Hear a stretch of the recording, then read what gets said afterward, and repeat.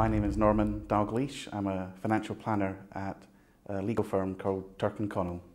It's predominantly giving financial advice to individuals, trusts and smaller charities. Well, I'm a chartered financial planner and a certified financial planner, and in the UK they're the two top qualifications that you can have for that job. Quite a contented child, I think, so I wasn't very rebellious. So I enjoyed school, I had some good friends there. I'm for better or worse, a numbers person. My dad was actually a maths teacher, but I don't think he would consider himself a mathematician or a numbers person. But I thought it was normal for 8-year-olds to ask their parents to give them sums to do in the evening. Turns out that's not normal. I didn't realise that at the time. So it was really quite natural for me that I would go to university. It seemed natural to go and do maths. That was the thing I was best at and enjoyed most, so that was an easy decision really at that time. I got moved forward a year because my parents felt that I was not developing at the rate that I could, and after some negotiation with the council it was agreed that I could move up a year. Somehow it didn't really bother me. My only real memory of that was starting secondary school and people coming up to me in the corridor at school and going, "Are you the boy that's 10? I'm going, yeah, that's me, yes. It's hard when you're at school if you stick out a bit because you're different for whatever reason. And so I stuck out for the reason that I was 10. You know, in the last sort of year or so, a lot of my friends then, they could drive, they could go to the pub, and I was 16. That was the only time really I felt different.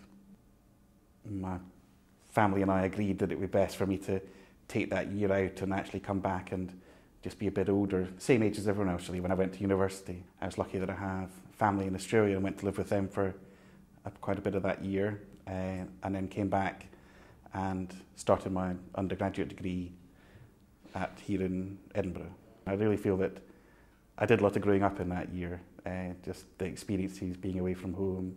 I guess you would say I was a Motorsport fan, but rather than just sort of watching and observing, it actually meant I got to take part in that. I managed to purchase a very, very modest little Fiesta racing car that I race here in Scotland and Northern England. That was my dad and I as a two-person race team, if you want to call it that.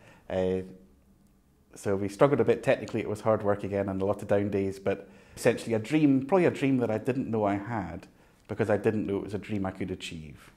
And then one day I thought, actually, I quite like motor racing. I wish I'd quite like to have a shot at that. Why don't I go and do that? And 3 weeks later, I was sat in a race car with the seat belts wrongly connected because no one had shown me how to do it, driving around the track. Did I win anything? No. I then got made redundant. I'd seen a lot of people be made redundant, and that virtually all of them, a year later, were happier than the day before they lost their job. I actually think I'm a bit of a people person. For all my nerdy maths tendencies, I like people. And what I wanted was a job where I was more involved with the end individual. And really that was when I decided to become a financial advisor, the job I do today.